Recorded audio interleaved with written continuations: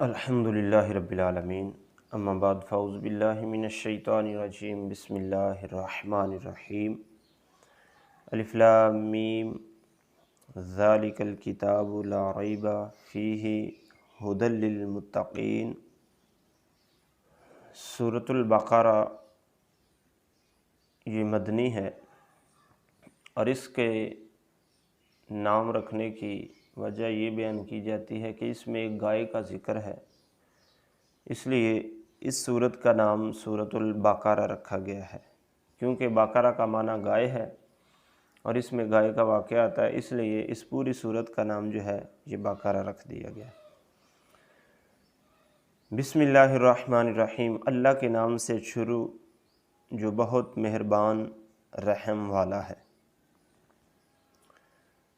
یہاں پر قابل توجہ بات یہ ہے کہ اعلیٰ حضرت عظیم البرکت علیہ رحمہ نے بہت خوبصورت ترجمہ کیا ہے کہ اللہ کے نام سے شروع۔ اس کے علاوہ اور جتنے بھی مترجمین ترجمہ کرنے والے ہیں، کسی نے کچھ کیا ہے، کسی نے کچھ کیا ہے، کسی نے کہا شروع کرتا ہوں، کسی نے کہا ابتدا کرتا ہوں، لیکن اعلیٰ حضرت عظیم البرکت نے جو ترجمہ کیا وہ بہت خوبصورت ہے کہ اللہ کے نام سے شروع کرتا ہوں، یعنی ترجمے میں اللہ تبارک و تعالی عز و جل کا نام آپ پہلے لے کر آئے ہیں، تو اس لیے جب بھی کوئی کام شروع کریں تو پہلے اللہ تعالیٰ کا نام لینا چاہیے۔ الف لام میم یہ حروف مقطعات ہیں، ان کے بارے میں یہ ہے کہ ان کے معنی اللہ اور اللہ کے رسول صلی اللہ علیہ وآلہ وسلم جانتے ہیں کہ یہ اللہ اور اس کے رسول صلی اللہ علیہ وسلم کے درمیان راز و نیاز کی باتیں ہیں۔ ذالک الکتاب لا ریب فیہ، وہ بلند رتبہ کتاب قرآن کوئی شک کی جگہ نہیں۔ اس سے دو مسئلے معلوم ہوئے، ایک یہ کہ قرآن میں شک و تردد کی گنجائش نہیں، اگر کسی کو شک ہے تو اس کو اپنی کم سمجھی کی وجہ سے ہے، اس لیے رب تعالیٰ نے فرمایا وَإِن كُنتُمْ فِي رَيْبٍ، اگر تم شک میں ہو۔ قرآن میں شک ہونے کی نفی اور لوگوں کے دلوں میں شک ہونے کا ثبوت ہے، لہٰذا آیات میں تعارض نہیں۔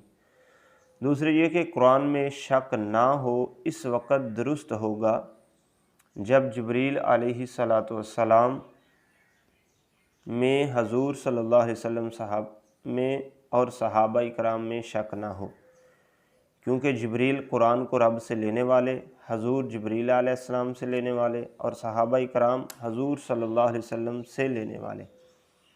اگر ان تینوں جگہ میں کہیں شک ہو جائے تو قرآن مشکوک ہوگا، تو جو صحابی کو فاسق مانے نعوذ باللہ من ذالک، وہ قرآن کو یقیناً نہیں مان سکتا، کیونکہ پھر شبہ ہوگا کہ شاید صحابی نے قرآن میں خیانت کر لی۔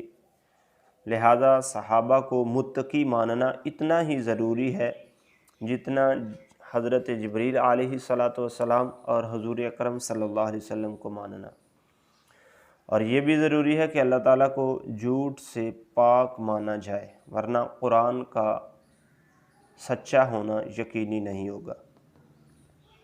فیہ ھدی للمتقین، ہدایت ہے اس میں ڈرنے والوں کو۔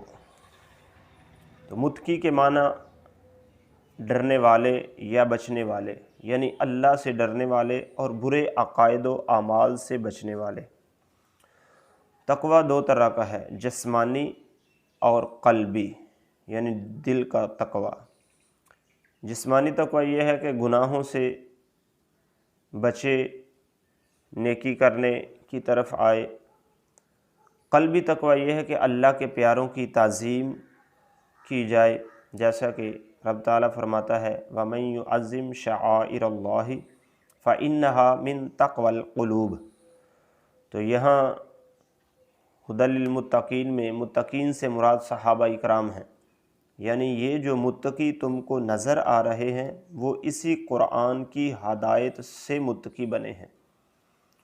سمجھ لو کہ قرآن پھر کیسا ہے۔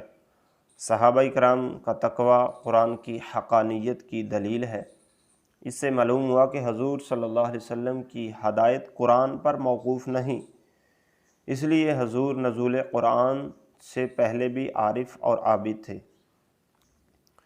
شب معراج عرش پر پہنچ کر نماز ملی، مگر بیت المقدس میں انبیاء کرام علیہم السلام کو نماز پڑھا کر گئے۔ آیات نماز ہجرت سے پہلے آئیں اور آیات وضو ہجرت کے بعد سورۃ مائدہ میں آئیں، مگر اس سارے زمانے میں حضور صلی اللہ علیہ وسلم نے وضو کر کے نمازیں پڑھیں اور لوگوں کو پڑھائیں۔ آگے اللہ تعالیٰ فرماتے ہیں الذین یؤمنون بالغیب، وہ جو بغیر دیکھے ایمان لائیں۔ تو غیب وہ ہے جو حواس سے نہ جانا جا سکے۔ فرماتے ہیں غیب دو قسم کا ہے، ایک وہ جس پر کوئی دلیل بھی قائم نہ ہو اسے علم غیب ذاتی بھی کہتے ہیں، دوسرا وہ جس پر دلائل قائم ہوں اسے عطائی بھی کہتے ہیں۔ پہلی قسم کا غیب جس پر کوئی بھی دلیل قائم نہ ہو وہ اللہ تعالیٰ کے ساتھ خاص ہے، کسی کو مطلقاً حاصل نہیں، اور دوسری قسم کے غیب بندوں کو عطا ہوتے ہیں، جیسا کہ اللہ تعالیٰ نے قرآن پاک میں فرمایا ہے عندہ مفاتیح الغیب لا یعلمها الا اللہ۔ تو دوسری قسم کے غیب کے لیے بہت سی آیات ہیں۔ رب تعالیٰ فرماتا ہے افلا یظہر علی غیبہ احدا الا من ارتضی من رسول۔ تو یہاں غیب سے یہی دوسری قسم کا غیب جو ہے وہ مراد ہے، یعنی اللہ تبارک و تعالیٰ کی ذات و صفات، نبوت و قیامت وغیرہ۔ اس سے معلوم ہوا کہ بغیر غیب جانے ایمان حاصل نہیں، کیونکہ ایمان نام ہے ان مذکورہ چیزوں کے ماننے کا، اور ماننا جاننے کے بعد ہے۔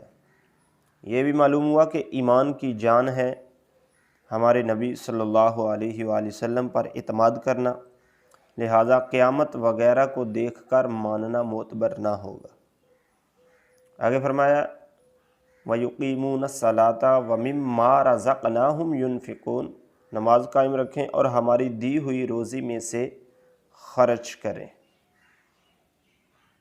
ہماری راہ میں۔ تو نماز قائم رکھنے کے معنی ہیں ہمیشہ نماز صحیح وقت پر پڑھنا، صحیح طریقہ سے پڑھنا۔ اس سے معلوم ہوا کہ نماز پڑھنا کمال نہیں، نماز قائم کرنا کمال ہے۔ یہ بھی معلوم ہوا کہ تمام عبادات میں نماز مقدم ہے۔ یہ بھی معلوم ہوا کہ نماز فرض، واجب، سنت سب ادا کرتا رہے اور خشوع و خضوع سے ادا کرے۔ آگے جو رب نے فرمایا کہ ہماری دی ہوئی روزی سے ہماری راہ میں خرچ کرتے ہیں، تو فرماتے ہیں علماء کہ من سے معلوم ہوا کہ سارا مال خرچ نہ کرے، کچھ راہ خدا میں دے اور کچھ اپنے مال اور بال بچوں کے لیے رکھے۔ اس کی تفصیل حدیث مبارکہ نے بیان فرما دی ہے۔ رزقنا سے معلوم ہوا کہ مال حلال طیب اللہ کی راہ میں دے، کیونکہ رب تعالیٰ فرماتا ہے لن تنالوا البر حتی تنفقوا مما تحبون۔ یہ بھی معلوم ہوا کہ صرف ایک دفعہ ہی خیرات پر قناعت نہ کرے بلکہ خیرات کرتا رہے۔ فرض صدقہ یعنی زکوٰۃ سال میں ایک بار، اور نفل صدقہ جب چاہے۔